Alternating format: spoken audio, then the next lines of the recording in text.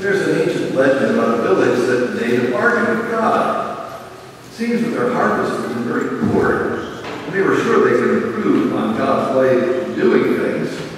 So they asked God to let them plan the weather for a year. And God agreed. When they asked him for rain, he sent the rain. When they asked him for sunshine, he sent the sun. And the corn, the wheat grew higher and thicker than ever before. But when the harvest finally came, the tall corn had no ear, and the thick wheat had no head of grain. So the villagers complained. God said, when you ask for rain, I send it. When you ask for sunshine, I send it. But you never asked for the harsh north winds. Without those winds, there's no pollination. And without pollination, there is no crop. The gospel we just heard, with its dying moon and falling stars, is not a scenario for the end of the world. It's not. It's Jesus' word to us about those harsh north winds that inevitably blow into our lives.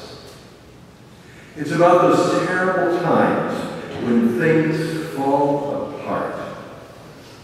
Our own little world is shaking, and we can't even imagine a future. What are we to do when those times come?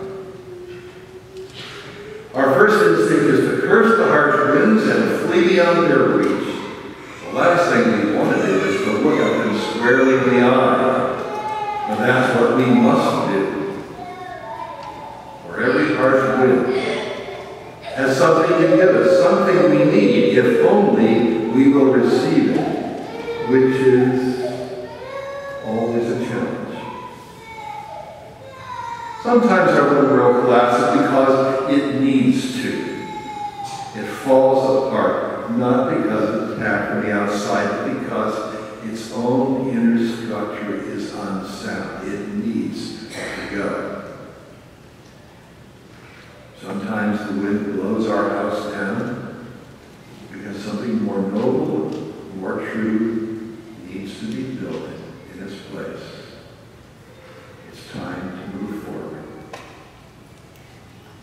And if we try to live amidst the rubble after the house has burned, has been blown down, pretending nothing's wrong, the wind will continue to blow and give us no rest until we face the truth. My house is gone. That part of my life is gone. So now I need to clear away the rubble, begin to build anew. Coming to the point of speaking those words is hard. And indeed, it's a true act of bravery. But it has to be done. Despite appearances, despite our feelings, which sometimes are distraught in the extreme, the harsh north wind is a gift. It's an invitation to life, a better life. But how do we avoid being blown away by it in the process? How do we avoid being crushed as our stars fall from the sky?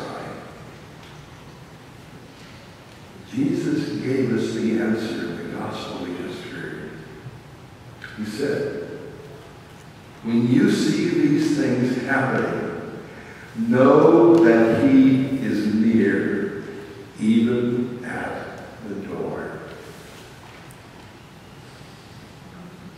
God doesn't hold us immune to life's pains and struggles,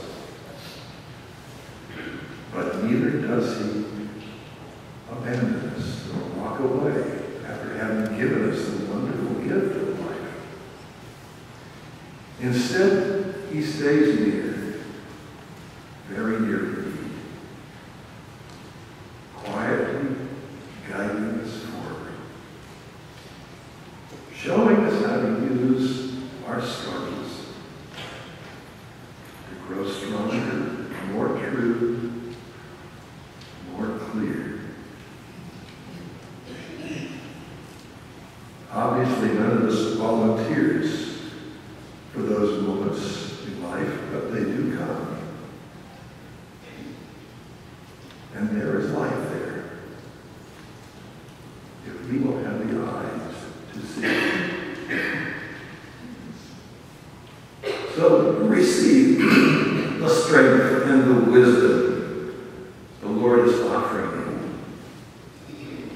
you, even on those bleakest of days when the skies are dark and there is no hint of light. He is there. Begin to build anew. If you do, the future will slowly find its new shape, which is almost always a surprise. Don't be afraid of it, for he is near.